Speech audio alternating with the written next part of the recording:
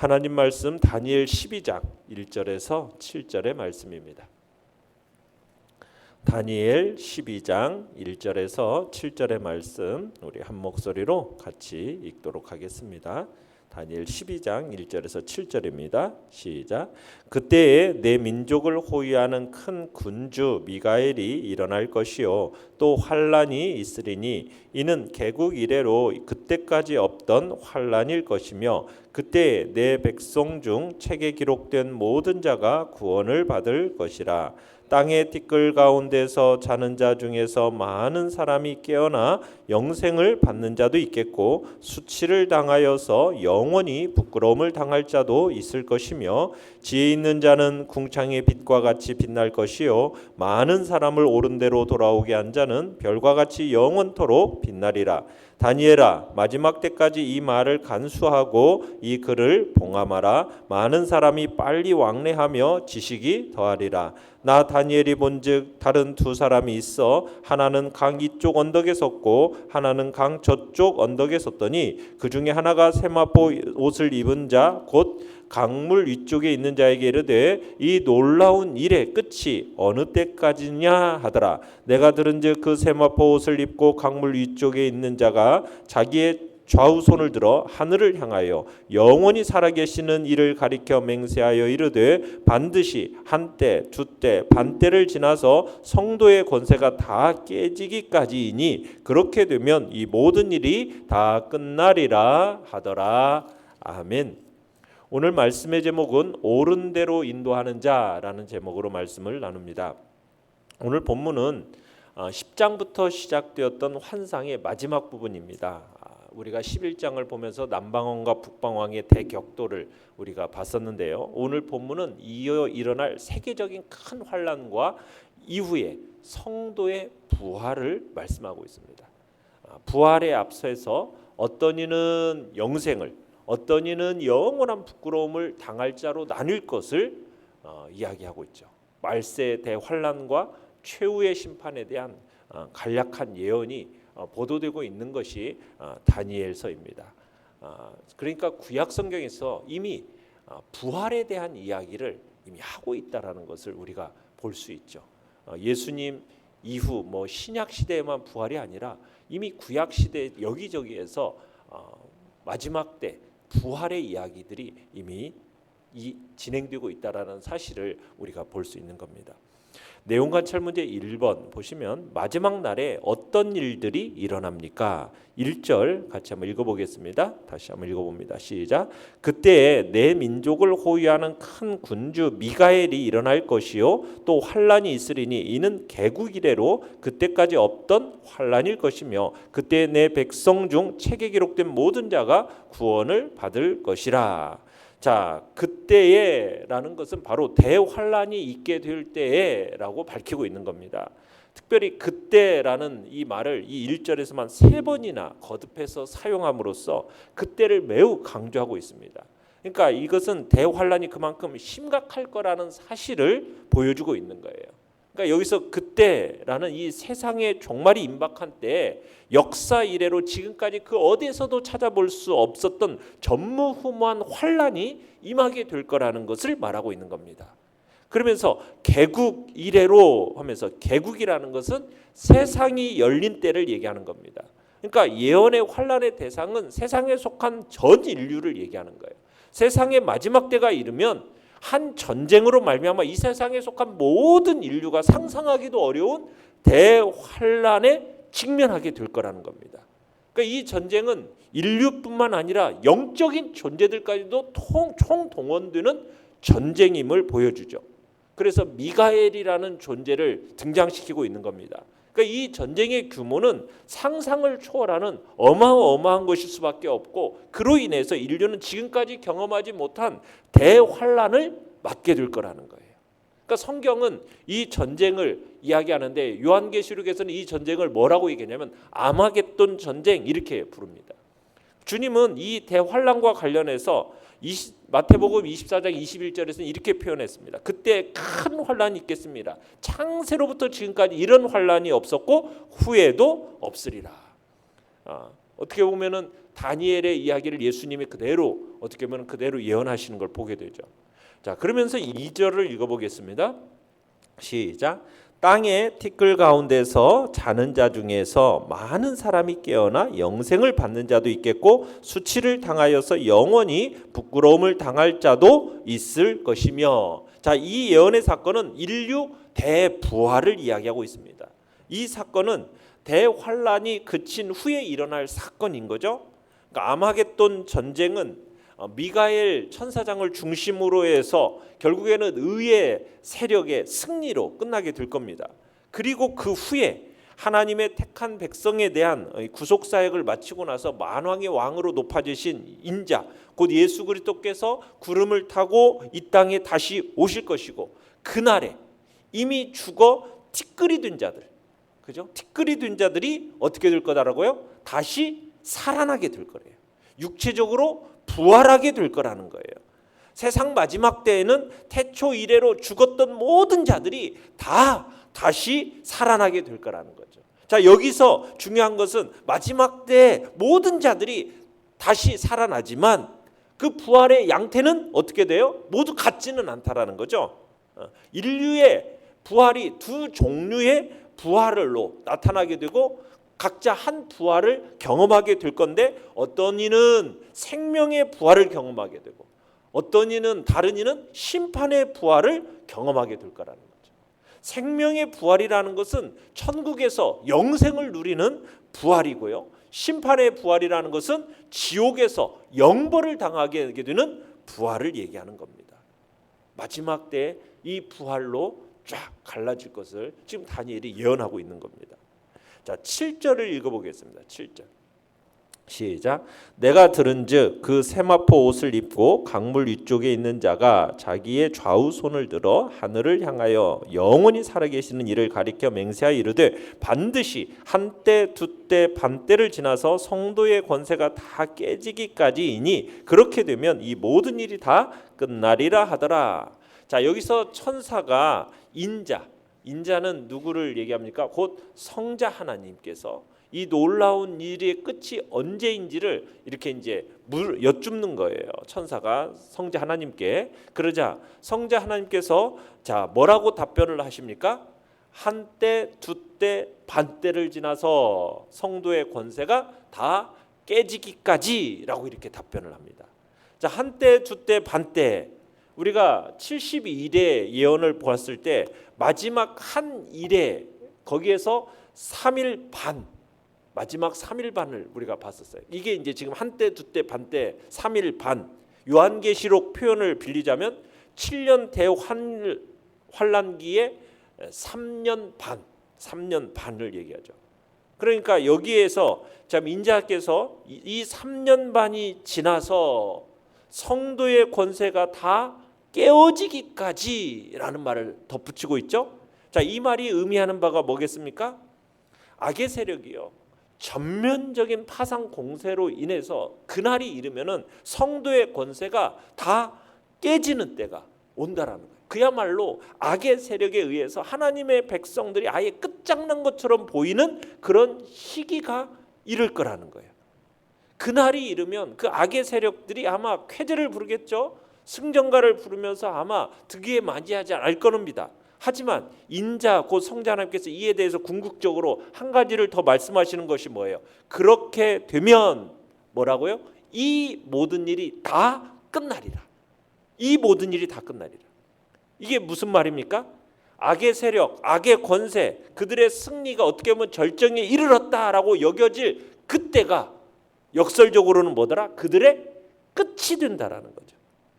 그 이후에 재론의 여지 없이 지극히 높으신 하나님, 역사의 주관자가 되신 그 하나님께서 악의 세력을 진멸하시고 역사를 종결하실 거라는 거죠. 그들의 권세가 다 깨어지기까지 악의 세력과 어떻게 보면 타협하지 않고 믿음을 지킨 의로운 성도들에게 최후의 승리가 있을 것이다. 궁극적이고 영원한 승리를 허락해 주실 것을 지금 말씀하고 있는 겁니다. 자, 내용 관찰 문제 2번입니다. 궁창의 빛이나 별처럼 영원토록 빛나는 사람의 특징은 무엇입니까? 자, 본문 3절을 읽어보겠습니다. 시작. 지혜 있는 자는 궁창의 빛과 같이 빛날 것이요 많은 사람을 옳은 대로 돌아오게 한 자는 별과 같이 영원토록 빛나리라. 자, 지혜 있는 자는 뭐처럼요? 궁창의 빛처럼, 그리고 별처럼 영원토록 빛나게 된다. 자, 지혜 있는 자. 자, 그러니까 궁창의 빛이나 영원토록 빛나는 사람의 특징은 누구냐? 뭐냐? 지혜가 있다라는 거죠. 이 지혜가 있는 사람은 마지막 때에 영생을 받게 될 사람입니다. 그런 사람 중에 포함된 사람이에요. 이 사람은 영생을 받게 될 자들 중에서도요, 지극히 존귀하게 여김을 받을 사람이라는 거예요. 그런데 이 지혜로운 자가 누구라고 얘기하고 있습니까? 많은 사람을 옳은 대로 돌아오게 한 자, 이렇게 표현하고 있어요. 그러니까 핍박과 환난 속에서요, 신앙을 견고히 지켜냅니다. 근데 신앙을 자기만 지켜내는 게 아니라 핍박과 그 다음에 환난과 악의 세력의 유혹으로 인해서 믿음을 저버린 사람, 타락의 길로 행하는 사람, 처음부터 옳은 대로 돌아오지 않은 사람, 이런 사람들을 진리로 가르쳐서 옳은 대로 인도하는 그 사람, 그 사람이 지혜로운 사람. 그래서 세상의 마지막 때, 여러분, 사람들이요, 세상이 마지막이 되면은 디모데서에서는 뭐라고 그래요? 사람들이 바른 교를 받지 않는다라고 그래요.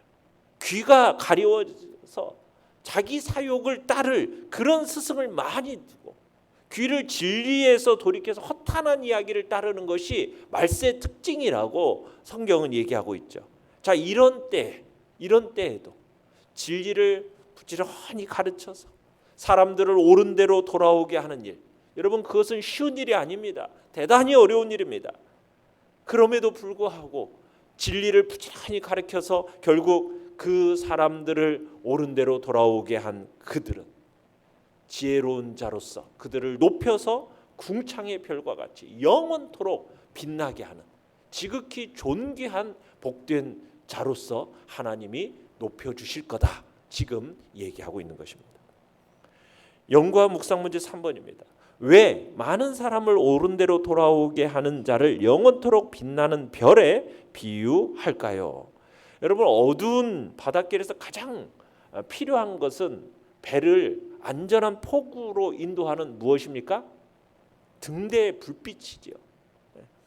목마른 사람에게 정말 필요한 게 뭐예요? 사람의 목을 축여주는 생수입니다. 마찬가지로 사람들이 지금 칠흑같이 죄의 세력으로 인해서 앞길을 몰라서 막 불의를 저지르고 거짓을 자행하고 심판을 향해 나아가고 있어요. 이런 세상 가운데서 여러분, 진정 필요한 게 무엇이겠습니까? 바로 빛이에요. 바로 빛이 되신 하나님을 바로 알아서 하나님의 빛 가운데 행하는 의로운 성도가 정말 필요한 거예요. 칠흑 같은 어두운 세상 속에서 뭐가 보여져야 돼요? 빛이 보여져야 되는데 누가 빛입니까? 바로 의를 행하는 바로 그 성도가 바로 빛인 거예요. 그래서 너희는 세상에 뭐라고요? 빛이라고 얘기하고 있는 거예요. 사람들이 누구를 보고? 빛된 우리를 보고서는 사망의 자리, 허무의 자리, 절망의 낙다라지를 향해서 막 치닫는 그 내리막길에서 그 빛된 우리를 보고 구원의 자리로 인도함을 받을 수 있게 된다라는 거예요. 우리의 존재 자체가 바로 영원토록 빛나는 별처럼, 그래서 비유되는 겁니다. 나침판이 없던 시대 속에서는 무엇을 보고 항해를 했습니까? 북극성, 별, 북두칠성, 그런 별자리를 보면서 항해를 했어요. 마찬가지로 우리는 그런 세상에 영원토록 비추어지는 그런 빛, 별과 같은 존재라는 사실, 그것을 우리로 하여금 생각하게 하는 거죠. 주님은 죄인 하나가 회개하면 하늘에서 회개할 것 없는 의인 99을 인해서 기뻐하는 것보다 더할 거라고 말씀하셨습니다. 하나님은 죄인이 회개하고 옳은 대로 돌아오고 그렇게 행하는 것을 가장 기뻐하신다는 거죠. 그러니까 많은 사람을 옳은 대로 돌아오게 하는 사람을 하나님이 얼마나 귀하게 여기시겠어요. 그죠? 하나님은 이들을 영생을 얻는 모든 자 중에서도 더 영광스럽게 하시겠다. 주님께서는 말씀하고 계시는 겁니다. 그러기에 정말 우리에게 있어서 우리는 빛 같은 존재요, 빛으로서 많은 사람을 또한 빛 가운데로 이끌어간다라는 것은 정말 영광스럽고 그들을 또한 그런 별과 같은 존재로서 하나님이 분명하게 또 이렇게 세워주시겠다라는 그런 복된 말씀인 겁니다. 느낀 점 4번입니다. 마지막 때에 별과 같이 빛나기도 하고 영원히 부끄러움을 당하기도 한다는 말씀에서 무엇을 느낍니까? 생명책에 그죠? 12장 1절에서 책에 기록된 모든 사람은 구원을 받습니다. 하나님의 신실한 자들은 부활해서 영생을 받을 거예요. 그런데 반대로 그렇지 않은 사람들은 심판의 때 어떻게 된대요? 영원한 부끄러움을 당할 거라는 거. 여러분 이걸 보면은 마지막 최후의 심판은 반드시 있다라는 것을 우리는 다시 한번 느끼게 되는 겁니다. 최후의 심판의 자리. 거기에서 하나님은 정말 악인들의 그 수치스러운 삶, 그들의 죄악된 모든 행실을 다 드러내시고 이를 근거로 해서 그들을 준엄하게 책망하시고 결국에는 치욕을 당하게 하실 거라는 것을 보게 돼요. 그들의 치욕은요 어떻다고요? 영원히 지속돼요. 영원한 심판으로 이어져요.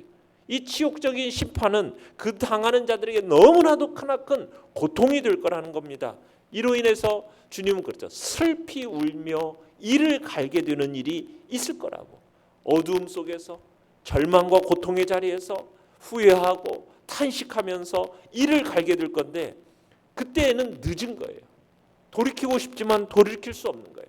최후의 심판에 이르기 전에 그들이 악인들은 정말 영원한 치욕과 고통과 괴로움을 당할 것이다. 이걸 분명히 예언하고 있는 겁니다. 이 예언은 또한 신실한 하나님의 백성들에게 있어서는 어떻게 보면 우리에게 이 땅을 살아가야 할 정말 믿음을 지키며 살아가야 할 이유가 되기도 하고 우리가 그 믿음의 삶을 계속해서 유지해 나갈 수 있는 어떻게 보면 힘을 제공해 주기도 하죠. 궁극적으로는 현세에서 어떤 결과로 드러나든 그건 상관없어요. 결국에는 악은 수치스러운 결과가 초래될 뿐이고 승리하는 것은 오직 의로운 하나님의 백성이라는 것. 오직 그들의 의만이 궁극적이고 영원하고 완전한 유익을 초래할 거라는 것을 우리에게 보여주고 있는 겁니다. 사랑하는 성도 여러분, 혼탁한 세상 속에서 불의로 거짓된 이 세상 가운데서 사람들은 뭘 자꾸 찾고 있습니까? 덧없는 세상의 부귀와 영화를 찾고 있습니다. 그러나 세상에서 아무리 성공한 자라도 아무리 크나큰 부와 명예를 얻었다고 하더라도 그가 하나님 앞에서 정말 의롭고 합당치 못한다면 그의 마지막에 결국은 너무나도 허망하고 결국에는 후회스러운 것뿐일 것을 우리에게 반드시 보여주고 있어요. 결말은 어떻게 돼요? 수치스러움 가운데 영원한 형벌로 끝맺음이 될 거예요. 그러나 이 세상에서 아무리 초라해 보인다 할지라도 미약해 보인다 할지라도 하나님의 합당한 삶을 살아가고 의를 행하며 살아간 그 사람의 삶의 결과는 허망하지 않다라는 것을 믿으시길 바라요. 정말 진정한 존귀한 삶이요, 복된 삶임을 우리들이 기억해야 할 것입니다. 결국은 영생이 열려 있다라는 사실이에요. 이런 일들을 감안할 때 세상에서 참으로 없어서는 안 될 존재가 누구입니까? 바로 부한자도 아니고 권세자도 아닙니다. 세상 지식이 많은 자도 아닙니다. 정말 세상에 필요한 사람은 누굽니까? 바로 이 세상의 빛이요, 정말 소금된 우리들인 거죠. 성도인 거죠. 지혜로운 자가 꼭 필요한 거예요. 그들만이 결국에는 영원한 생명으로 이끄는 유일한 존재이기 때문인 것입니다. 바로 우리가 그런 존재라는 사실을 오늘도 기억하면서 영원한 생명으로 이끌어가는, 많은 사람을 옳은 대로 이끄는, 그래서 하나님 앞에 지극히 존귀한 영광스러운 존재로 우리 모두가 드러나게 되는 은혜가 있기를 간절히 바랍니다. 결단과 적용 5번입니다. 내가 옳은 대로 이끌어야 할 사람은 누구입니까? 그를 옳은 길로 인도하기 위해 오늘 할 수 있는 일은 무엇입니까? 오늘도 여러분 자신의 구원을 공고히 할 뿐만 아니라 더 나아가서 진리를 버리고 그릇된 길을 행하는 자들을 어찌하든 가르쳐서 옳은 대로 행하는 일에 내가 힘쓰겠다 결단하는 복된 시간이 되시길 바랍니다. 사람을